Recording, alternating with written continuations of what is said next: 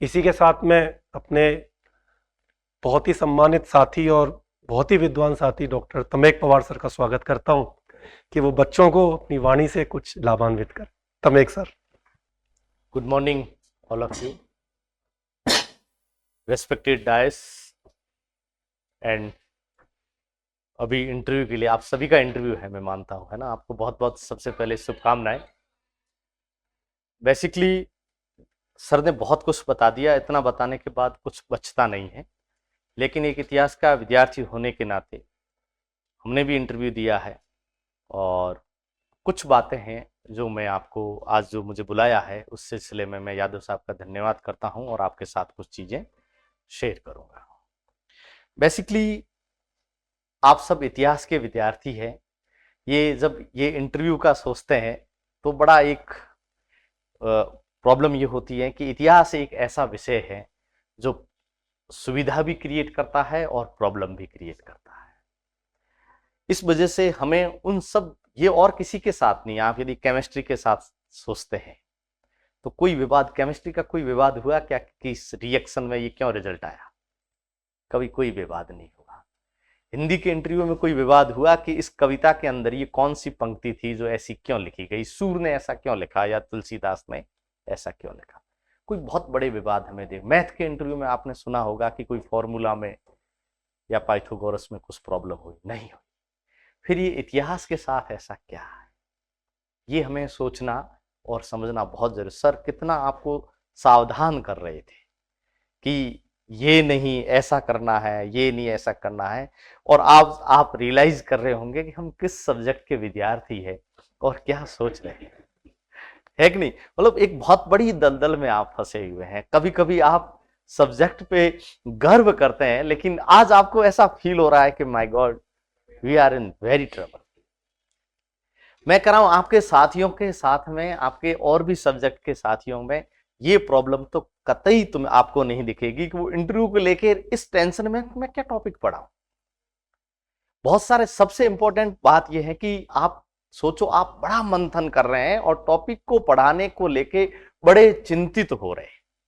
आप ये सोच रहे हैं कि मैं कौन सा विषय लूं जो विषय एक तो प्रॉब्लमेटिक ना हो और एक उनको सूट करता हो और एक मुझे भी आता हो, और ये तीनों चीजें मिलाने के लिए मैं कह रहा हूं कोई इतिहास का ऐसा विषय नहीं है जो सूटेबल होगा। ये मैं आपको साहब, चाहे आप कहीं से कोई भी उठा लो, इसका रीजन क्या है हमें ये समझने की बहुत ज्यादा जरूरत है कि इतिहास किसका है। ईचकार कहता है हमसे कि इतिहास किसका, फैक्ट्स का इतिहास। तो जो फैक्ट्स है आपके, उन फैक्ट्स में हिस्ट्री राइट कैसे करते हैं हम। इतिहास जब लिखते हैं तो इंटरप्रिटेशन इज द हिस्ट्री। किसी भी फैक्ट का कोई भी हम इंटरप्रिटेशन करते हैं वो ही इतिहास है। एक बहुत बड़ा, आपने इंटरव्यू में पहले जब पढ़ते थे, जब खोड़ा जी की किताब आती थी, आपको याद हो तो, अब तो पता नहीं, मैंने तो कहीं देखा ही नहीं। पहले जब सोशल मीडिया नहीं था तो उसको लोग पढ़ पढ़ के जाते थे, गिलास भरा हुआ है या गिलास खाली है ना। इस तरीके के उदाहरण हम पेश करते थे और देखते थे। तो इतिहास के साथ भी एक बहुत बड़ी प्रॉब्लम है कि किसी भी फैक्ट की इंटरप्रिटेशन किस प्रकार से किया जाए। जैसा उसका इंटरप्रिटेशन आप करेंगे वैसा ही इतिहास होगा। ये हमें ध्यान रखना बहुत ज्यादा जरूरी है। तो इस वजह से इतिहास के साथ सबसे बड़ी प्रॉब्लम है कि जो भी इतिहासकार जो है, या फिर हम कहते हैं कि इतिहास क्या है, इतिहास वो है जो इतिहासकार ने लिख दिया। अब उसको चैलेंज करते रहो, उसको काउंटर करते रहो। एक सवाल बहुत आपने देखा होगा, इतिहास में कोई फिक्स चीज नहीं है। ये भी आप, जो मैं बातें कह रहा हूं, ये बीच बीच में किसी भी सवालों के जवाब हो सकते हैं आपके लिए। जैसे सपोज करो, एक बहुत बड़ा सवाल है कि राजपूतों की उत्पत्ति। आपने राजस्थान हिस्ट्री के अंदर बहुत, अब आप फैक्ट्स देखिए, भंडारकर क्या कह रहे हैं, आप समझ रहे हैं, चंद्रबरदाई क्या कह रहे हैं, कोई सूर्यवंश, चंद्रवंश, अग्नि, सबसे पहले कौन आ रहा है, चंदेल, चौहान, सोलंकी। तो आप सोचो ये क्यों है इतने मत, क्यों उस इतिहासकार ने लिखा वैसा ही क्या हो गया इतिहास। आने वाले समय में एक नई अप्रोच आएगी, हो सकता है कि नई विचारधारा बदल जाए। जैसे सर बता रहे थे 1857 की क्रांति, कोई कह रहे थे कि ये एक बहुत बड़ा मोब था और सावरकर ने बोला कि ये क्या था, स्वतंत्रता संग्राम था। तो उन्होंने लिखा तो क्या क्रिएट हो गई, हिस्ट्री क्रिएट हो गई। तो हमको ये समझना चाहिए कि हिस्ट्री जो फैक्ट है, उस फैक्ट का बहुत बड़ा, जो भी इतिहासकार उसका इंटरप्रिटेशन करता है, इतिहास वैसा ही बदल जाता है। अब सवाल हमारे साथ ये है कि हम इतिहास के विद्यार्थी होने के नाते इंटरव्यू में किस प्रकार से पार्टिसिपेंट करें, ये हमारे लिए बहुत बड़ा सवाल है। ध्यान रखना, आपको इस दुविधा में तो रहना ही पड़ेगा क्योंकि इतिहास विषय ऐसा ही है। लेकिन जैसा सर ने आपको बताया, इंटरव्यू जो लेने वाले लोग हैं उनका इंटरव्यू आपको भी लेना है। ये आपकी भी एक मतलब क्वालिटी होनी चाहिए कि जो आपका जजमेंट कर रहा है उसका जजमेंट आप भी करो। आप घुसते ही माहौल को समझ जाएंगे। इतिहास का विद्यार्थी हमेशा थोड़ा सा सजग आपको रहना है। लोग आप देखें, बहुत सारे वीडियोस जब इंटरव्यूज पे देखते हैं तो हमें मुस्कुराते हुए जाना चाहिए। आई बात समझे कि ऐसा इतना ऐसे हंसते हुए भी नहीं जाना है कि और बहुत बढ़िया मिल गए, बड़ा अच्छा लगा आप सबसे मिलके, है ना। तो हमें ये भी ध्यान रखना है कि आप कैसे मतलब जा रहे हैं, तो आपके एक हिस्ट्री की अप्रोच क्या है। और आप एक देखो, हर व्यक्ति का अपना एक डिसेंट लुक होता है। आप डॉक्टर को देखेंगे तो अलग तरीके से पहचानते हैं, आप समझ रहे। साइंस के स्टूडेंट को अलग तरीके से, आप बहुत सारे मैंने ऐसे लोग देखे हैं जो बड़े बड़े ऐनक लगाते हैं और अपने आप को पढ़ाकू मानते हैं, है कि नहीं, कि भाई मैं ऐसा दिखूंगा। तो आप एक्स्ट्रा ना करें इस तरीके की हरकत। अपन को जैसे हम दिखते हैं वैसे ही हमें दिखना चाहिए। इतिहास क्यों, रीजन क्यों, अपने ऊपर भी लागू कर सकते हैं। इतिहासकार आपको पता होगा एक उदाहरण देता है कि फैक्ट, व्हाट इज ऑब्जेक्टिविटी, वस्तुनिष्ठता क्या है। यह सवाल भी आपसे पूछा जा सकता है कि आप इतिहास में वस्तुनिष्ठता को किस तरीके से कॉम्प्रोमाइज करेंगे, जिसको हम ऑब्जेक्टिविटी कहते हैं, सत्यता कहते हैं।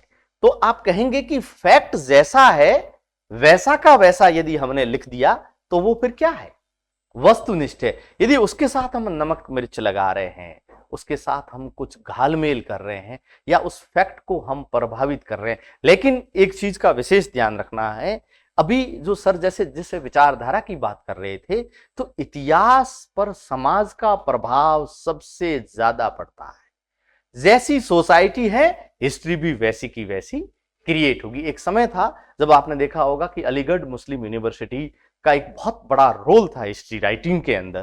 तो आप देखेंगे कि हिस्ट्री की जो राइटिंग की अप्रोच थी वो वैसी की वैसी हुई। विपिन चंद्रा जैसे सर नाम ले रहे थे, सुमित सरकार का नाम ले रहे थे, तो उस हिस्ट्री की जो अप्रोच थी वो वैसी की वैसी लिखी गई। रोमिला थापर की अप्रोच लिखी गई, उन्होंने फैक्ट को एनालिसिस किया। अभी अप्रोच क्या है, अभी अप्रोच एक भावना के साथ भी हमारा इतिहास का नाता है। इतिहास, ध्यान रखना, कभी कभी आपने देखा होगा बहुत सारे युद्ध जो है वो युद्ध हथियारों से ही नहीं जीते जाते, मनोबल और भावना से भी जीते जाते हैं। तो ये जो भावना है ना, ये भावना भी इतिहास को लिखने में और इतिहास को समझने में एक बहुत बड़ा रोल प्ले करती है। इस वजह से हमें उस समय के सिनेरियो को हमें समझना चाहिए। तो एक हिस्ट्री के स्टूडेंट की तरह आप यदि जाते हैं इंटरव्यू देने के लिए, और ये आप हमेशा ध्यान रखना कि जो भी व्यक्ति इंटरव्यू बोर्ड के अंदर बैठे हुए हैं वो बड़े अनुभवी है। ये ध्यान रखना, किसी की 25 साल सर्विस है, बहुत सारे रिटायर्ड है, बहुत सारे, और वो आपको जजमेंट करने के लिए बैठे हैं, आपका स्वागत करने के लिए नहीं बैठे हैं। एक तो अपन किसी शादी में जाते हैं फूल लेके, उधर जा रहे हैं, आजा आजा आजा आजा, अपन तो आप बड़े हंसते हुए जा रहे हैं, आप बड़े गले लग रहे हैं। आप पार्टी में जा रहे हैं, अलग तरीके से मिल रहे हैं, वो आपको बड़े यूं देखेंगे, आप यूं, आप देखते हैं ना, पूरा सर भी उठा के आपको नहीं देखेंगे, यूं ऐनक से देखते हैं ना लोग, तो आपको लगेगा कि यार आप वहीं आधे से ज्यादा तो वहीं घबरा जाएंगे कि क्यों, उनकी नजर ऐसी ही, उनमें वो अनुभव है। आप उस चीजों से बिल्कुल ना घबराए कि आपसे क्या पूछ लेंगे, या फिर ये यूं क्यों देख रहा है, ये यूं क्यों देख, वो देखने के लिए तो बैठा है ना, वो यूं ही देखने के लिए उसको बिठाया गया, इसलिए वो ऐसा देख रहा है। लेकिन भाई आप तो दोस्ती करने थोड़ी गए कि भाई ये ऐसा देख रहा है, क्या पता मेरा लॉन्ग टर्म दोस्त बनेगा या नहीं बनेगा। है कि नहीं, उसको वैसा देख रहा, उसको देखने दो, आप भी उसके सामने अच्छी तरीके से देखो, बढ़िया बढ़िया देखो और बढ़िया आराम से ये बातें तो मैं नहीं बताऊंगा कि घुसना कैसे है, बैठना कैसे है, ये तो बहुत सारी चीजें हैं कि क्या पूछना है, कैसे कपड़े पहनने हैं, किस तरीके से बैठना है, बैठने का तरीका क्या है, कुर्सी पे कैसे थोड़ा खड़ा तरीके से बैठना है, लेट के नहीं बैठना है, आगे बात समझ में। बहुत सारे कागज नहीं बार बार पलटने हैं, पेन नहीं, नाखून बहुत सारे ना यूं यूं हिलते रहते हैं, पैर हिलाते रहते हैं। हमारा ज्ञान तभी आता है जब हम कुछ एक्टिविटी करते रहते हैं, पेन या यूं यूं करते रहते हैं, हमें याद नहीं रहता। बिकॉज क्या है कि जो भाषा का जो जो हमारा जो आविष्कार हुआ ना, वो भाषा का आविष्कार इशारों से हुआ है। ये आपने देखा होगा, जैसे मैंने मतलब क्या हुआ, चुप, है ना, मतलब आ जाओ। तो इस वजह से जो भाषाओं का जो आविष्कार हुआ, अब जैसे आप सोचो मैं बोल रहा हूं, मेरे हाथों को आप नोट करेंगे, ये मैं कोई जानबूझ के, ये कोई एक्शन है क्या कि मुझे ये कहना है तो मुझे ये करना है, मुझे ये करना है तो मुझे ये करना है, ये कोई टिपिकल मेरी प्रैक्टिस है क्या? ये कोई प्रैक्टिस नहीं है। ये आप सोचो कि जब आप भाषा के साथ जुड़े हुए होते हैं तो आपके एक्शन जो एसेंट हैं वो अपने आप वैसे की वैसी हरकत करने लगते हैं। तो इस वजह से आप हाथों को यूज कर सकते हो थोड़ा बहुत, मतलब ऐसे नहीं कि यूं बात कर, वो आपने देखा है सर, ये वाले इशारे हमें नहीं करने हैं। या फिर अपने कुछ, जैसे सर ने अभी महाराणा प्रताप और अकबर की बात उठाई, तो हमें ये नहीं करना है कि नहीं नहीं सर वो ही जीता था। ये क्या करता है, ये हमारी पर्सनैलिटी और हमारे अंदर की जो भावात्मक चीजों को वहां पर इंगित करता है, जो नेगेटिव फैक्ट्स आपके लिए डालेंगे। हमें हाथ जो हमारे हैं, उन हाथों को हल्का प्रयोग करना है, जो छोटा मोटा, क्योंकि बिना इशारों के बात करना बहुत मुश्किल काम है। ये आप यूं यूं बैठ के और यूं यूं कहोगे तो क्या है कि हमारे विचार क्रिएट नहीं होंगे, ना हमारे विचार क्रिएट होंगे, ना हम अपनी बात को कॉन्फिडेंसली आगे बढ़ा पाएंगे। इसलिए आप जहां सीधे बैठे हैं, उस सीधे बैठने के साथ आप इतने इशारों से यदि बात करते हैं तो एक अच्छी बात हो सकती है। अब सबसे बड़ा सवाल हमारे सामने ये होता है कि हम टॉपिक क्या चूज करें। ये आप सबके सामने एक बहुत बड़ा सवाल है। ध्यान रखना, मेरा ये मानना है, जो मैं ये सोचता हूं, और इस पर्सपेक्टिव में देखो आप सबकी अलग अलग राय होगी। मैं जो कहूंगा ऐसा नहीं है कि आप वो उसको फॉलो करें, उसको फॉलो करेंगे तो हो सकता है आपके लिए क्या नेगेटिव होगा या पॉजिटिव होगा, मैं नहीं कह सकता। ध्यान रखना, टॉपिक हमें वो चूज करना है जो एक्सपर्ट को भी आना चाहिए। हमारा अच्छा इंटरव्यू कब होगा? हमारा अच्छा इंटरव्यू तब होगा जब हम एक्सपर्ट को समझा पाएंगे और वो हमारी बात को समझ पाएगा। यदि वो हमारी बात को ही नहीं समझा, हमने इतना, आप सोचो बहुत बहुत बच्चे ऐसे ऐसे टॉपिक को लेके और चिंतित हो रहे हैं कि मैं फलां चीज पढ़ाऊंगा, ये इस एक्ट की ये चीज पढ़ाऊंगा जो अभी तक किसी को नहीं पता है। अब भैया लेकिन आपको पता है क्योंकि आप पढ़ रहे हैं। अब वो एक्सपर्ट को भी नहीं पता, उन्होंने सोचा इसको ज्ञान। या फिर आप सोचेंगे कि मैं पढ़ाते वक्त मतलब ऐसा रहूंगा कि धर्राटेदार फर्राटेदार, ना धर्राटेदार ना फर्राटेदार, कोई मैटर नहीं। ध्यान रखना, टॉपिक सरल से सरल चूज करना है। क्यों? क्योंकि टॉपिक आपके इंटरव्यू का बेस पॉइंट है। इस वजह से वो आपके नॉलेज के साथ साथ आपके इंटरव्यू के चलने वाली जो आगे का समय है उसको भी वो निर्धारित करना है। और टॉपिक की जितनी अप्रोच दाएं बाएं जा रही है, उन सब अप्रोच को आपको कवर करना है। यदि वहां आप पढ़ाते समय नहीं कवर कर पाए तो ध्यान रखना, आपको उसका नॉलेज होना चाहिए। सपोज करो मैं आपको उसका उदाहरण देता हूं, मैं पढ़ा रहा हूं पृथ्वीराज चौहान, आगे बात समझ में। तो ध्यान रखना, हमें चौहान वंश की उत्पत्ति के बारे में ज्ञान होना चाहिए। पृथ्वीराज उसमें किस जगह स्टैंड कर रहा है ये हमें पता होना चाहिए। कैसे सांभर से अजमेर आए हैं हम, ये पता होना चाहिए। या फिर आफ्टर गौरी किस तरीके से चौहान की डायनेस्टी रणथंभौर की तरफ गई, ये भी हमें ज्ञान होना चाहिए। उसके अलावा क्यों हम उसको अंतिम हिंदू सम्राट कहते हैं? क्या महाराणा सांगा, महाराणा कुंभा, महाराणा प्रताप ये हिंदू नहीं? सब हिंदू है। तो इस वजह से हम क्यों पृथ्वीराज चौहान को, एक सवाल पूछ सकता है कि आपकी नजर से पृथ्वीराज चौहान क्यों अंतिम हिंदू सम्राट है? क्यों? क्योंकि वो सेंट्रलाइज प्रोसेस को फॉलो कर रहा है।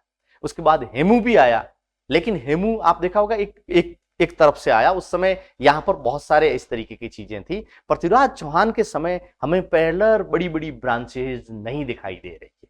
इस वजह से हम क्या है कि पृथ्वीराज चौहान को एक सेंट्रलाइज प्रोसेस का एक बहुत बड़ा राजा हम घोषित कर रहे हैं। उसके अलावा उस समय के होने वाले मुस्लिम अटैक, तो मुस्लिम अटैक कब से शुरू हुए, क्या प्रोसीजर था, और उसमें गोरी कौन से फेज में आ रहा है। ऐसा तो नहीं है कि गोरी अटैक करने वाला पहला मुस्लिम था, उससे पहले गजनबी भी आया है, काशिम भी आया है। और आप सोचो कि जो पृथ्वीराज चौहान का जो वेस्टर्न जो था उस एरिया के अंदर कितने सारे मुस्लिम्स थे जो आकर अटैक करके अपना रूट क्लियर करके जाते थे। ये चीजें भी हमें समझनी चाहिए। उसके बाद तराइन का फर्स्ट वार, उसके अंदर किस तरीके से पृथ्वीराज चौहान जीतता, जीतने के बाद हमारे जो मेंटेलिटी, हमारी राजस्थान की जो लोगों का एक जीत के बाद खुशी, आप समझते हैं ना, हम कंट्रोल नहीं कर पाते, तो उसको भी हमें जजमेंट करना है कि एक साल तक हमने क्या किया। पृथ्वीराज चौहान ने, आपसे पूछा जा सकता है कि क्या पृथ्वीराज गोरी को जीतने के बाद पृथ्वीराज चौहान ने एक साल तक तैयारी की,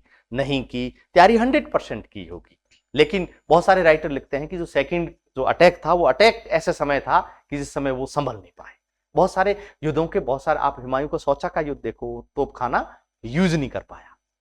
तो कभी कभी इसलिए तत्कालीन कारण या समसामयिक कारण, हम इतिहास के अंदर एक ऐसा कारण हम लेके चलते हैं कि उस कारण ने बहुत ज्यादा रोल प्ले किया, जिस वजह से एक वॉर कोई राजा हार जाता है। उसके अलावा सेकंड वर्ल्ड वॉर में, सेकंड तराइन के वॉर में कैसे गोरी आता है, क्या अटैक करता है, अटैक करने के बाद एक बहुत बड़ा सवाल है कि पृथ्वीराज चौहान कहां गए।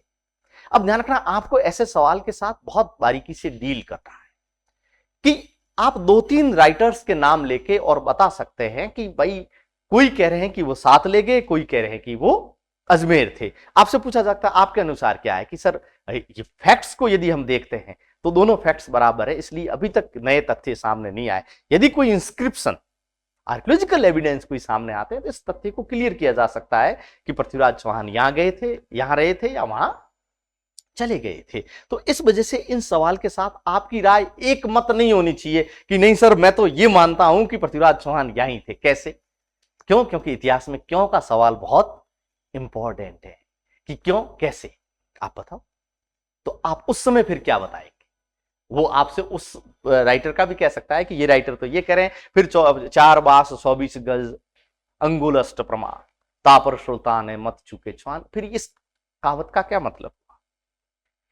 ये यहां भी हो सकती है ये कहावत, वहां भी हो सकती है। तो हमें थोड़ा सा इनके साथ अच्छी तरीके से डील करना है। उसके अलावा फिर किस तरीके, किसको यहां पर नियुक्त किया गोरी ने, गोरी ने नियुक्त करने के बाद क्या इफेक्ट्स हुए, यहां पर उस व्यक्ति ने क्या क्या काम किए, क्या उसने उस संस्कृति को आगे बढ़ाने की कोशिश की या फिर उसको डिस्ट्रॉय करने की कोशिश की। और आप उसके बाद 2.5 दिन का झोंपड़ा वगैरह एग्जाम्पल आप दे सकते हैं कि कहीं न कहीं जो हिंदू संस्कृति थी उस हिंदू संस्कृति को डिस्ट्रॉय करके और एक नई टाइप की कल्चर उन्होंने इख्तियार करने की कोशिश की। इसी तरीके से हम दिल्ली में भी देखते हैं। तो इसके चौहान जब दिल्ली से आ रहे हैं, पृथ्वीराज चौहान क्या क्या तंवरों के साथ कनेक्शन है, ये सब चीजें हमें, हम टॉपिक के 5 मिनट में हमें इतना ही पढ़ के नहीं जाना है कि जितना हम वहां पढ़ा रहे हैं। आप ध्यान रखना, जो ही आप बैठेंगे उस बैठने के बाद इससे रिलेटेड सवाल आना शुरू हो जाएंगे। इस वजह से हमें ये बहुत अच्छी तरीके से तैयार होके और बहुत अच्छी तरीके से हर एक टॉपिक को लेके और हमें सजग होके जाना है और बड़ा सिंपल टॉपिक लेना है। यदि पृथ्वीराज चौहान आप पढ़ा रहे हैं तो कोई आप सोच रहे हो कोई छुपा हुआ कैरेक्टर नहीं है। आप प्रताप पढ़ा सकते हैं, महाराणा प्रताप, जिससे आप सब बचना चाह रहे हो। सब आप में से सब सोच रहेंगे यार कि मैं यदि महाराणा प्रताप को पढ़ाऊंगा तो अकबर का सवाल खड़ा हो जाएगा। देखो, इतिहास में जो घटनाएं घटित हो गई उसको मिटाना नामुमकिन है। यदि आप अकबर को मिटाएंगे तो अकबर साइड इफेक्ट के तौर में प्रताप के साथ भी आएगा, आप मानसिंह के साथ भी आएगा। क्या आप हल्दी घाटी का युद्ध मिस कर देंगे? फिर भाई प्रताप को महान बताने के महान कहेंगे हम तभी जब वो हल्दी घाटी का युद्ध का वॉर करेंगे। किसके साथ हुआ? नहीं माइनस कर सकते ना। तो इस वजह से जो घटनाएं घटित हो गई है उसको हम माइनस, आप प्रताप पढ़ाओ, आपके लिए बहुत ज्यादा उपयोगी साबित हो सकता है। अब उसमें रही बात महान की, महान देखो जहां वॉर लड़े जा रहे हैं दोनों में से एक की किसी की हार और एक की जीत तो निश्चित है, लेकिन ध्यान रखना हमारे हम देखो किसी सीधा सीधा किसी को हारता हुआ एक्सेप्ट भी नहीं कर सकते। इस वजह से हमें प्रताप की तरह हमारी उसकी जो देशभक्ति है, उसकी जो वॉर स्ट्रेटजी है, आप सोचो आप वॉर स्ट्रेटजी पढ़ा सकते हो प्रताप की। मैं कह रहा हूं प्रताप की जो वॉर स्ट्रेटजी थी वो ऐसी स्ट्रेटजी किसी ने नहीं तय की। किस तरीका, आप सोचो कैसे उन्होंने एक नाला सुना, कहां पर उनके सैनिक बैठेंगे, किस तरीके से उनकी सेना मार्च करके आएगी, मार्च करके आने के बाद कैसे वो अटैक करेंगे, क्या होगा, ये सब स्ट्रेटजी एक दूरदृष्टि। हम खुले मैदान में बहुत युद्ध हुए, आपने देखा कि बड़े युद्ध खुले मैदान में आओ लड़ते हैं, लेकिन जो प्रताप ने स्ट्रेटजी अपनाई अपने दुश्मन की ताकत को देखते हुए, अपने दुश्मन के सेना को देखते हुए, वो स्ट्रेटजी मैं कह रहा हूं हर कोई व्यक्ति इस तरीके की स्ट्रेटजी नहीं अपना सकता। इस वजह से आप बहुत सारे जो आप में से, मैं एक आर्कियोलॉजी का स्टूडेंट हूं, इस वजह से आपको ये कहूंगा आप आर्कियोलॉजी के टॉपिक पढ़ा है। आर्कियोलॉजी के टॉपिक आपके विषय के साथ बहुत ज्यादा न्याय करेंगे, आप मटेरियल के साथ डील कर पाएंगे कि यहां पर ये मिला, लेकिन थोड़ा पहचानने में और करने में आपको दिक्कत होती है। इस वजह से आप अच्छा एक आर्कियोलॉजिकल साइट पढ़ा सकते हैं। आर्कियोलॉजी के साइट में क्या है, सवाल बहुत कम होंगे आपसे, ये आपके लिए एक बहुत बड़ी सुविधा होगी। और हो सकता है कुछ सवाल हो, उन सवाल से होके और आप कल्चरल सीक्वेंस पढ़ा सकते हैं कि राजस्थान का क्या एक सीक्वेंस रहा है यहाँ पर, शायद धर्म के तौर पे, शायद अर्थव्यवस्था के तौर पे, सामाजिक तौर पे यहाँ पर क्या सीक्वेंस रहा, किस तरीके का दौर यहाँ पर रहा। तो हिस्ट्री में बहुत सारे ऐसे टॉपिक है जिनको आप बेझिझक पढ़ा सकते हैं, लेकिन बेशर्ते बात यह है कि उस टॉपिक से रिलेटेड आपको नॉलेज पूरा होना चाहिए। नई नई कौन कौन सी खोजें हो रही हैं, नई नया क्या हो रहा है इतिहास के अंदर, अभी बहुत सारे चीजें हैं जो नई नई इख्तियार हो रही है। आपने देखा, आपके सामने एक हिस्ट्री रीराइट का सवाल आ सकता है कि इतिहास दोबारा लिखा जा रहा है, जिसका जवाब मैंने आपको पहले ही दे दिया। इतिहास दोबारा नहीं, इतिहास 50 बार लिखा जा सकता है। आप समझ रहे हो नहीं, दोबारा ही नहीं। आप ये सवाल कह सकते हो कि हिस्ट्री, ध्यान रखना हिस्ट्री के बहुत एस्पेक्ट है, और आपके लिए, हम राजस्थान के हैं इसलिए हम तो, हमारे लिए इस सवाल का जवाब बहुत सरल है, बिकॉज राजस्थान के घर घर में गढ़ है, हमारे यहाँ पर घर घर की हिस्ट्री है। आप सोचो, अब इतिहास की अपनी लिमिटेशंस है, इतिहास में यदि सब चीजें लिखी जाए तो ध्यान रखना फिर इतिहास मतलब ये समझ लो हमें अलग अलग गांव का इतिहास की बड़ी बड़ी किताबें लिखनी पड़ेगी। आप सोचो, आप किसी भी गांव में चले जाओ, उस गांव की टोपोलॉजी देख लो, आप उस गांव के अंदर 4 से 10 के आसपास तो इंस्क्रिप्शन मिल जाएंगे आपको। और जो 17वीं सेंचुरी के अंदर जो देवली कॉन्सेप्ट या जो सती प्रथा से संबंधित जो सिस्टम आया, हर गांव में, आप अपने गांव में जाके देख ली, 15 से 20 छतरी मिल जाएगी, छोटा गढ़ मिल जाएगा, उस गढ़ की आपको जीनोलॉजी मिल जाएगी, उस गढ़ की आपको हिस्ट्री मिल जाएगी। आप कोई से भी गांव की उठा के आप अपने गांव पे नजर डालो, हर गांव का एक बहुत बड़ा इतिहास है। तो इस वजह से आप कह सकते हो कि राजस्थान की हिस्ट्री के साथ एक सबसे बड़ा प्रॉब्लम यह है कि यहाँ हर घर का अपना एक इतिहास है। इस वजह से ध्यान रखना, जो लोकल हिस्ट्री है, अब उस लोकल हिस्ट्री को लिखने का समय आ गया है, ताकि क्या है कि अब तक ध्यान रखना बहुत सारी जो चीजें थी, इतिहास ने भी अपना दायरा बदला है। एक समय था जब आपने देखा होगा घटनाएं ज्यादा इंपॉर्टेंट थी। मैं एक इतिहास का टीचर हूं, लेकिन आप घटनाएं पूछोगे तो तारीखें, इतिहास में तारीखों की जमाना गया अब कि ये फला युद्ध कब हुआ था या फला युद्ध, ये सब गया। उस युद्ध से इफेक्ट्स क्या, अब ध्यान रखना इतिहास विचारों का इतिहास आ गया। आपने देखा होगा कि किस तरीके से ये जो इतिहास है वो इफेक्ट डाल रहा है सोसाइटी पे और क्या घटित हो रहा है। तो इस वजह से हमारे यहाँ पर हर घर में इतिहास है। इस वजह से हम कुछ भी यहाँ पर, हम आप कह सकते हो कि यहाँ सर यदि हम हिस्ट्री राइट करते हैं तो एक बहुत बड़ी इतिहास हमारे सामने क्रिएट हो गई है। और वर्तमान सरकार आपने देखा होगा कि बहुत ज्यादा जो है वो इंपॉर्टेंस दे रही है अभी लोकल हिस्ट्री को, चाहे वो गांव के जो गांव का इतिहास हो, चाहे तहसील का इतिहास हो, उन सब में अभी जो धरोहर प्राधिकरण है, जो उन्होंने वो एक लिस्ट जारी करने वाले हैं कुछ ही समय में। जब आप भी प्रोफेसर बन जाएंगे तो वो काम करेंगे कि उसकी एक 30 से 35 पॉइंट की एक लिस्ट है कि जिसके अंदर वो बताएंगे कि क्या क्या क्या क्या किया जाना चाहिए। तो इतिहास बहुत एक सजग सब्जेक्ट हैं, लेकिन उसके साथ प्रॉब्लम बहुत ज्यादा है। तो इन चीजों का हमें ध्यान रखना चाहिए। और फैक्ट्स आप थोड़े पढ़ के जाए, बड़े बड़ी किताबें ना पढ़े। ध्यान रखना, इंटरव्यू एक ऐसी चीज है जिसका कभी भी कुछ भी पूछा जा सकता है। आप जिस समय, ध्यान रखना, इंटरव्यू में आरपीएससी में चले जाएं, उसके बाद खुद को कॉन्फिडेंट फील करें। क्यों? क्योंकि अब ज्ञान की कोई दवा तो है नहीं, कोई पैरासेटामोल थोड़ी है कि भाई इंटरव्यू की पैरासेटामोल मैं 10 मिनट पहले लूंगा, 15 मिनट तक असर करेगी, मेरा इंटरव्यू 17 मिनट बाद स्टार्ट हो गया, अब 2 मिनट में मेरा ज्ञान की टैबलेट खत्म होने वाली। ऐसा तो नहीं है ना। ज्ञान जितना आप में था, ध्यान रखना, अपन सब में ज्ञान है। ये आप सब ध्यान रखना, आप ये सोचते हो कि मुझे नहीं आता है। देखो, ज्ञान का कोई पैमाना है क्या? ऐसा तो है नहीं कि ज्ञान को मैं इस जेब में, मेरी ये जेब थोड़ी सी खाली है या उसकी जेब भरी हुई ज्यादा दिख रही है। कोई ज्ञान का कोई पैमाना है? हम सब पढ़े लिखे हैं, हमें सब में इतना ज्ञान है। बेशर्ते बात क्या है कि हम, देखो, हर व्यक्ति का विचार अलग है। मैं यहां बातें कर रहा हूं तो आप मुझसे ये सोच रहे होंगे कि यार पढ़ा लिखा, कितना सारा पढ़ा। अरे, आप यदि बोलना शुरू करेंगे तो बात से बात निकलेगी, आप भी इतना ही बोल पाएंगे। दूसरी बात ध्यान रखना, इस वजह से आप अपने आप को थोड़ा कॉन्फिडेंट फील करें। ये देखो, डिप्रेशन व्यक्ति को और डिप्रेस्ड डालने में उन इंटरव्यू बोर्ड को बिल्कुल भी परेशानी नहीं होगी। आप बिल्कुल बैठें, बिल्कुल समझे। आप में, आपसे पूछ सकते हैं कि इतिहास में सबसे अच्छा आपको क्या लगता है? जब आप, कितना मुश्किल सवाल, क्या लगता है आप बताओ, सबसे इतिहास में सबसे अच्छा क्या लगता है? तो आप कह सकते हैं कि इतिहास की जो सोशल हिस्ट्री है वो मुझे बहुत अच्छी लगती है। क्यों? क्योंकि उसमें इंटरेस्टिंग किस्से भी होते हैं बहुत सारी। या फिर आप कह सकते हो मुझे इकोनॉमिक हिस्ट्री अच्छी लगती है कि कैसे यहाँ पर उत्पादन हो रहा था और उस उत्पादन का क्या डिस्ट्रीब्यूशन था और कैसे कैसे कर थे। अब आपने कह दिया है, इसका मतलब आप ध्यान रखना, ऐसे सवालों के जवाब तैयार करके जाए। अब कर पूछ लेंगे तुरंत, कौन कौन से कर लग रहे थे।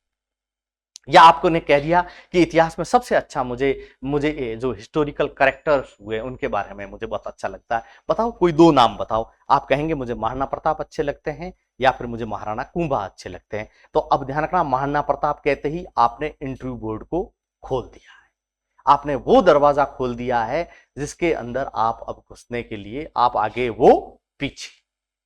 अब आप देखते हैं उसमें कहां तक दौड़ पा रहे हैं। आपने पृथ्वीराज चौहान का नाम ले लिया, आपने मीरा का नाम ले लिया।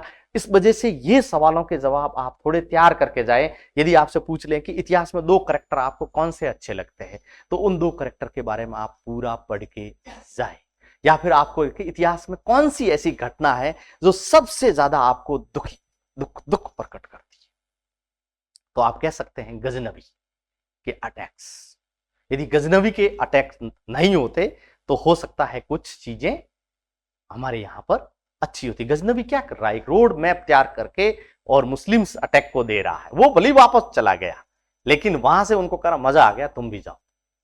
तो इस वजह से ध्यान रखना, आप अब ऐसा कह सकते हैं कि ये मेरे लिए एक सबसे बड़ी बुरी घटना है कि जिसने यहां पर अटैक के रास्ते खोल दिए। या फिर आपसे पूछा जा सकता है कि इतिहास की कौन सी घटना है जिसने सबसे ज्यादा आपको प्रभावित किया, तो आप कह सकते हो हल्दीघाटी का युद्ध का नाम भी ले सकते हो कि उसने भी मुझे सबसे ज्यादा प्रभावित किया। या फिर आपसे सिंपल सवाल में आपसे पूछ सकते हो कि ऐसी कौन सी आप में चीजें हैं जो आपको अच्छी लगती है। जैसे आपकी हॉबीज आपसे हो गई, तो हॉबीज भी, आप हिस्ट्री के विद्यार्थी हैं, आपको थोड़ा हिस्ट्री से रिलेटेड आप बताएं तो बेटर रहेगी। आपकी बुक्स पढ़ना, तो आपको 4 बुक्स का नाम पूछ लेंगे, आपने कौन सी 4 बुक पढ़ी है इतिहास की। तो इस वजह से उनके थोड़े 4 किताबों के पेज पलट के जाएं कि कौन है, किताब का पब्लिशर क्या है और किताब कहां से, सपोज करो सर ने सुमित सरकार की किताब कहां से पब्लिश हुई। ध्यान, पब्लिशर का बहुत बड़ा रोल होता है हिस्ट्री के अंदर। कोई भी किताब किसी भी पब्लिशर से पब्लिश होती है। पब्लिशर क्या करते हैं? पब्लिशर बेसिकली किताब का रिव्यू करते हैं, उसके बहुत सारे करेक्शंस निकलवाते हैं, उसको और जो मैन्युस्क्रिप्ट होती है उसको और रिफाइन करने की कोशिश करते हैं। तो इनका भी आपको हमेशा ध्यान रखना चाहिए। ऐसे सवाल आपके सामने दागे सकते हैं। या फिर आपसे पूछा जा सकता है कि आपकी में से कोई 5 बताओ, क्या 5 बुराइयां हैं। अब बुराइयां बतानी, ऐसे नहीं बताने की बुराई मेरी यह है कि मैं बहुत मतलब आलसी हूं, ये तो वास्तव में बुराई है कि नहीं। लेकिन आपको अच्छा ही बताने की सबसे मेरी बुराई क्या है, सबसे मेरी बुराई यह है कि मैं झूठ बर्दाश्त नहीं कर सकता। इसका मतलब आप क्या है ईमानदार है। अच्छाई भी आई ना इसके पीछे, या फिर आपके सामने बुराई आप दूसरी बता सकते हो कि मुझे पढ़ना बहुत पसंद है। अब ये बुराई है, आप बताएं, ये बुराई है पढ़ना बहुत, अरे अच्छा ही है तो, लेकिन आप बहुत ज्यादा टाइम पढ़ाई पे वेस्ट कर रहे हैं इसलिए बहुत सारे काम छोड़ दे, ये बुराई भी है। तो अपनी बुराइयों को भी आप ध्यान रखना अच्छाइयों की तरह ही बताने की कोशिश करें और बड़े सजग रहें, बड़े हंसमुख, आई कांटेक्ट बहुत सारा इंटरव्यू के अंदर मैटर करता है। आपने देखा होगा, आप किसी भी घटना का, जैसे इनसे मैंने सवाल पूछा है तो मैं इनकी तरफ तो देख ही रहा हूं, लेकिन एक दो बार मैं पूरे बोर्ड मेंबर को भी उस घटना से इंटरेक्ट कराऊं। यदि आपको बीच में किसी ने पूछ लिया तो उसको मौका दे, वैसे वो पूछेंगे नहीं, आपकी पूरी बात खत्म होने के लिए इंतजार। यदि आपसे किसी ने बोला आपको कुछ नहीं आता है तो उसके लिए ध्यान रखना, ऐसे डिमोरलाइज नहीं हो जाना है, बिल्कुल आप सजग रहें। और उसमें सॉरी सर, वो भी हंस के बोले आप, सॉरी भाई, नहीं आता है तो नहीं आता है, 5 अंगुली बराबर नहीं हो सकती किसी व्यक्ति में। सबको यदि बराबर नॉलेज होता तो फिर इंटरव्यू की आंकने की क्या जरूरत थी, सबको बराबर नंबर दे देते हम, इसलिए किसी में बराबर नॉलेज नहीं है। लेकिन ऐसा ही नहीं, एक तो ध्यान रखना आप खुलने में समय ना लें, ये ध्यान रखना। बहुत सारे ऐसे होंगे ना, देख भाई गर्म होना पड़ेगा, जब तक गर्म नहीं होता मेरी खोपड़ी नहीं चलती। ध्यान रखना, वहां गर्म होने के लिए इतना समय आप गर्म होगे जब तक तो आपको कहेंगे लो चलो अब बाहर जाके, और फिर गर्म होते रहना। तो इस वजह से ध्यान रखना, आप भी प्रिपेयर, वहां से जाते ही आपको बहुत सारे लोग होते हैं जो शर्मीले होते हैं। आपने देखा होगा कि थैंक यू सर, बहुत सारे जो लोग हैं वो इंट्रोवर्ट बहुत ज्यादा है, मतलब शर्मीले हैं, जवाब देने में शर्माते हैं। ध्यान रखना, वहां पर यदि आपने ये शर्मिंदगी महसूस की तो जिंदगी भर शर्माओगे। इस वजह से ध्यान रखना, जाते ही सजग रहना है, बड़ा अच्छी तरीके से बैठना है, और मतलब ये समझ लो कि उस योद्धा की तरह आपको रहना है कि अटैक कब हो जाए आपको। हमें आप सोचो, जो युद्ध के अंदर चला गया वो उसके योद्धा का जो हाथ है वो हमेशा तलवार पे रहेगा, कब अटैक हो जाए, कब, मतलब सजग, ऐसा आपको एक हमेशा तैयार होके और बैठे रहना है कि कौन सा सवाल आ जाए। और ध्यान रखना, सवाल कभी कभी आप देखा होगा कि हम सोचते बहुत है यूं करके, और जैसे सवाल पूछ लिया तो हम यूं सोचते हैं ऊपर की तरफ देख के, फिर यूं, फिर अब 2 3 4 सेकंड लेने के बाद फिर हम बोलते हैं, वो भी क्या बोलते हैं, गलत बोलते हैं। तो इससे बचो। यदि सवाल आपकी खोपड़ी में नहीं आया है तुरंत, तो एक मिनट के लिए आप उसकी तरफ देखो और सॉरी सर, इसके बारे में मैं अभी अवेयर नहीं हूं, या ये मैं पढ़ नहीं पाया हूं, मेरी जो पढ़ाई मैंने अभी तक की उसमें मेरी ये सामने चीज आई नहीं। या फिर यदि आई है तो कहना कि सर आप उस सवाल को वहां तक तो लेके जाओ जहां तक आपने पढ़ा है, उसके आगे क्या है। तो आप कह सकते हो सर ये घटना है, मुझे याद है, मैंने यहां तक पढ़ा है, लेकिन इसके आगे क्या हुआ था मुझे अभी याद नहीं आ रहा है, रियली सॉरी सर। तो आप कह सकते हैं, लेकिन ऐसे नहीं कि बिल्कुल ही चुप बैठे रहना, बिल्कुल ही चुप नहीं बैठ सकते, क्योंकि हिस्ट्री में बहुत सारे फैक्ट हैं। और फैक्ट ध्यान रखना, इतिहास में एक सबसे बड़ा प्रॉब्लम है कि जो एक्सपर्ट होगा वो भी ध्यान रखना कोई पर्ची बना के नहीं लाएगा कि मुझे ये सवाल आपको पूछने हैं, वो आपकी बात से बात निकालेगा।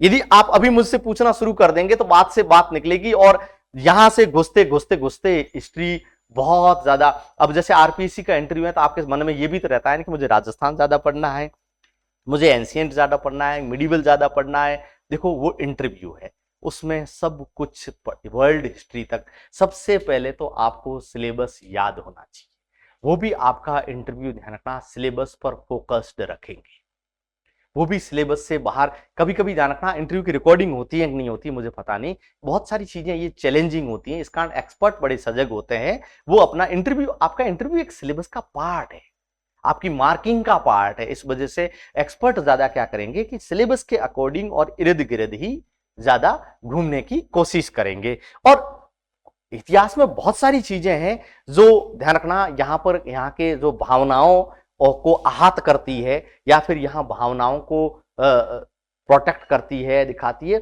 उन चीजों से, जैसे सर ने आपको बताया, थोड़ा सा सजग भी नहीं रहना, आपको एक बैलेंस उत्तर देना। ये मुझे नहीं लग रहा कि कोई आपसे ये पूछेगा कि आप क्या सोचते हो, आप ये तो बहुत बड़ा सवाल है ना, आप क्या सोचते हैं। हर व्यक्ति की विचारधारा अलग होती है, लेकिन वो आपके जवाब से ये समझ जाएगा कि ये व्यक्ति क्या सोच रहा है, यूथ क्या सोच रहा है, एक यूथ का हिस्ट्री के प्रति कितना लगाव है, वहां पर भी आप अब जाके और देख सोशल मीडिया का इतिहास के प्रति क्या इफेक्टनेस आ रहा है। अभी सोशल मीडिया आपने देखा होगा, आप ये कह सकते हो हिस्ट्री राइटिंग में सोशल मीडिया का बहुत बड़ा रोल है।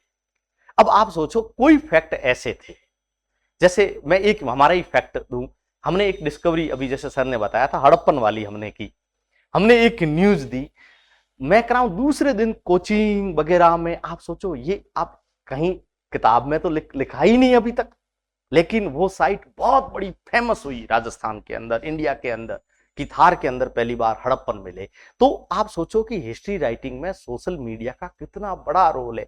किसी भी फैक्ट को प्रचारित करने के अंदर सोशल मीडिया बहुत बड़ा रोल प्ले करता है। तो आप ये कह सकते हो कि सोशल मीडिया हिस्ट्री भी बहुत इंपॉर्टेंट है वर्तमान की हिस्ट्री राइटिंग के अंदर। क्यों? क्योंकि क्या है कि दूर दूर के जो फैक्ट है वो फैक्ट हमारे सामने लाती है, हमें फैक्ट को एनालिसिस करने का मौका देती है और उसके बारे में सोचने और समझने के लिए हमें मजबूर करती है। तो सोशल हिस्ट्री भी बहुत ज्यादा इंपॉर्टेंट है। सर बस मैं इतनी ही बात कहूंगा। हाँ, थैंक यू वेरी मच। हाँ यस प्लीज प्लीज। हम्म हम्म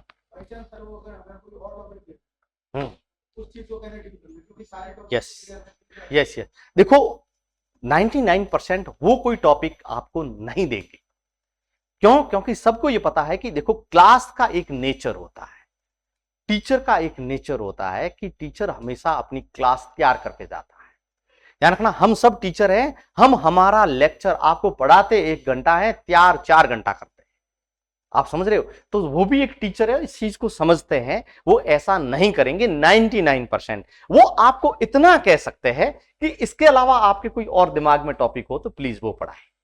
जैसे सपोज करो आपने कोई भी शुरू किया, आपने चंद्रावती का जो हिस्ट्री है वो शुरू किया, तो आपसे वो इतना कह सकता है कि इसके अलावा कोई आपके पास ऑप्शन है तो आप 2 टॉपिक मिनिमम, ये एक ने यदि ऐसा कह दिया तो ऐसा नहीं दूसरा भी आपने कहा तो आपसे कहेंगे कि नहीं नहीं अब दूसरा और कोई बताओ, नहीं, बार बार ऐसा कभी नहीं। एक बार आपसे कहा जा सकता है कि आपके पास कोई और ऑप्शन है तो प्लीज। तो ध्यान रखना, एक अब आप समझ जाओ कि आपने पहला टॉपिक कैसा तैयार किया था। आपने कोई हिस्टोरिकल फिगर्स पे तैयार किया था, आपने कोई सोशल हिस्ट्री पे तैयार किया था, तो दूसरा टॉपिक बिल्कुल अपोजिट होना चाहिए। क्यों? क्योंकि वो सोशल हिस्ट्री पे नहीं सुनना चाहते। वो सुनना चाहते हैं तो आपको रोकते थोड़ी, वो टॉपिक पढ़वाते हैं आपसे। इसलिए आपको कह रहे हैं कि सोशल हिस्ट्री के बजाय आपके पास कोई और ऑप्शन है तो कोई बात नहीं, हम पॉलिटिकल हिस्ट्री का टॉपिक कोई एक और तैयार करके जाओ, तो वो तैयार कर और पढ़ाओ। आप खुद को ध्यान रखना, कमरे के अंदर पढ़ाओ। अब पढ़ाने के भी बहुत सारे सवाल हमारे सामने आते हैं कि कैसे पढ़ाया जाए, कि मैं लिखूं तो कैसे लिखूं। ध्यान रखना, हिस्ट्री पढ़ाना बहुत आसान है। आगे अपना टॉपिक का नाम लिखो और यदि कोई हिस्टोरिकल फिगर पढ़ रहा है मैप बनाओ। और इंडिया का मैप तो ये बन गया, लो राजस्थान का मैप बना दो तुरंत, और मैप से चैनलाइज करो अलग अलग चीजों को। यदि आप अटैक पढ़ा रहे हो या कुछ पढ़ा रहे हो तो ध्यान रखना, आप तुरंत बना सकते हो कि देखो ये पानीपत है, यहां से सेना इधर आई, यहां से इधर गई, ये ऐसे हुआ, ये ऐसे हुआ। आप मैप बना के पढ़ा सकते हो। आप जैसे इधर जब लिख रहे हो, सपोज करो आप पॉइंट्स लिख रहे हो, सपोज करो आपको पता दिया गया कि हल्दी घाटी युद्ध के क्या परिणाम रहे, अब परिणाम आप 10 बता रहे हो, तो ध्यान रखना जिस समय हम लिख रहे हैं उस समय चुप नहीं होना है, हमें एक्सप्लेन करते जाना है। आप लिखते जाओ और एक्सप्लेन करते जाओ, लिखते जाओ और एक्सप्लेन करते जाओ। आप चुप होगे तो देखो कोई कैसा, राइटिंग कोई मैटर नहीं करता है, मीडियम कोई मैटर नहीं करता है, मैटर ये करता है कि आपको आता कितना है। ये थोड़ा सा ध्यान रखना। आप इधर की तरफ बात करके भी लिखोगे तो आपकी आवाज तो जा ही रही है ना। आप बात करते रहिए, आप लिखते रहिए, आप बात करते रहिए, आप लिखते रहिए, और कोशिश करें कि बोर्ड के किधर खड़ा होना है आपको। ऐसा नहीं कि आप पढ़ा यहां रहे हो इस तरीके से। और लिखने का भी देखो अपना एक तरीका, जब टीचर लिखता है तो टीचर यूं कभी यूं यूं ओके यूं यूं नहीं लिखता है। आपने देखा होगा टीचर साइड में होता है, यूं चलता है। तो बोर्ड के किस साइड खड़ा, अब यदि आपने लिख दिया और अब आपने सामने खड़े होकर यहां पढ़ा रहे हो आप, तो आपका लिखे हुए का क्या औचित्य रहा। इसलिए तुरंत आपने लाइन लिखी, लाइन लिख के और साइड में हो जाओ और अपने आप बात उससे आप डील करो कि आप क्या समझा रहे हो, ये पॉइंट क्यों इंपॉर्टेंट है, इस पॉइंट के क्या सब पॉइंट है। आप आगे जाके और उसको सब डिवाइड कर भी कर सकते हो कि इसके ये सब पॉइंट्स हैं। तो पढ़ाना भी, पढ़ाना वो क्यों पढ़वा रहे हैं, वो पढ़वा इसलिए रहे हैं कि आप में नॉलेज बहुत है। लेकिन आपकी डिलीवरी कैसी है, आपको बात करने का तरीका कैसा, आप स्टूडेंट को कैसे इफेक्टिवनेस दोगे। आप में बहुत ज्ञान है, आप सारे टॉपिक आप बहुत अच्छी तरीके से जानते हो, लेकिन ध्यान रखना आप जब बोर्ड पे एक्सप्लेन करोगे तो उसका तरीका क्या है। कोशिश करो सीधे लिखने की, आप खाली कागज लो और बोर्ड पे सीधा, आपने देखो यूं लिखते लिखते लिखते यहां पहुंच जाते हैं, सॉरी, है ना। हाँ, तो आप सोचो कि वो वहां जाने की जरूरत नहीं पड़े, आप सीधा यहां से जो लाइन है बिल्कुल सीधा जाओ, यूं टेढ़ी मेढ़ी यूं, या फिर यूं जाते जाते नीचे जाना या इस तरीके से जाना, ये एक अच्छे शिक्षक के गुण नहीं है। इस वजह से वो आप में वो स्किल भी ये आप में देखेंगे। इस वजह से पढ़ाने के साथ साथ, आप बोलने के साथ साथ, और बड़ा ऐसे जोर जोर से जोश में नहीं आना है। हमें बड़ा टॉपिक जो है वो बड़ा इफेक्टिवनेस, आपने कभी कभी सोचा होगा सामने बोर्ड में 5 लोग हैं और आप जोर जोर से बोल रहे हैं, नहीं, उतनी ही आवाज रखें और इतनी धीरे भी नहीं रखें इंटरव्यू बोर्ड के सामने कि आपको पूछे क्या बोला क्या बोला। इस वजह से आप 4 एक कमरे में बैठ के, जैसे सर ने अभी बताया, 4-5 दोस्तों, क्या है कि सबसे टिपिकल इंटरव्यू क्या है, दोस्तों के सामने देना। क्यों? क्योंकि दोस्त हंसेंगे। लेकिन आप उन दोस्तों को कहें कि बी सीरियस, मैं गलत बता रहा हूं, मेरा एनालिसिस आफ्टर इंटरव्यू करना है, नहीं तो जो ही आपने गलत बताया ये उसको कहो इंटरव्यू बोर्ड की तरह लो। आगे बात समझ, वो जिन दोस्तों को कहो कि इंटरव्यू, और कोशिश करो कि उस इंटरव्यू में 1-2 गर्ल या फिर 1-2 कोई किसी आपकी सीनियर, कोई आपके घर में बहुत पढ़े लिखे होते हैं ना, उनको रिक्वेस्ट करो, ताकि क्या है कि उनके साथ वहां जो देखो एक बहुत हमारी संस्कृति के अंदर लेडीज और जेंट्स के जो बिहेवियर और बातचीत का जो तरीका है, उसके बहुत सारे मैनर्स हैं, वो मैनर्स भी हमें आने चाहिए। तो वो मैनर्स भी हमें उसमें वहां पर देखने हैं। तो उस बोर्ड के साथ आप बैठोगे और अपनी बात करोगे, और या दोस्तों के साथ खाली क्लास, हमारे पास बताओ डिपार्टमेंट में बहुत कमरे हैं, यूनिवर्सिटी इसके लिए आप सबके लिए तैयार है, आप आओ, खाली बोर्ड पढ़ें, आप पढ़ाओ, हम सब बैठ सकते हैं, शिक्षक हम बैठ सकते हैं, हम आपको बता सकते हैं कि आपके लिखने का तरीका क्या है, आपके बातचीत करने का क्या तरीका है, आप यहाँ वहां मार्कर यूज कर रहे हैं। देखो राइटिंग में भी बड़ा इंपॉर्टेंट है, वहां कैसा बोर्ड है, आप सीनियर से पूछ लेना जो पिछली बार इंटरव्यू देने गए हैं। देखो चौक से राइटिंग कैसी आती है, मार्कर से कैसी आती है, बहुत फर्क आता है। कभी कभी हम बोर्ड पे लिखते हैं तो अक्सर हमें क्या है, लिखना हमें छोटा आता है, और यहां बिल्कुल छोटे नहीं, बड़े लिखेंगे तो राइटिंग बिगड़ती है, लाइनें ऊपर से बिगड़ती हैं, शब्द बिगड़ते हैं। तो एक ये थोड़ी एक प्रैक्टिस है, नॉलेज जितना है उतना ठीक है, लेकिन बात सिर्फ ये है कि आप ये जो छोटी छोटी प्रैक्टिस है, ये इंटरव्यू से पहले आप जरूर करें। आप सबको बहुत बहुत शुभकामनाएं। मैं मानता हूं कि आप सब सक्सेस होगे और हमारे सामने आए। Thank you.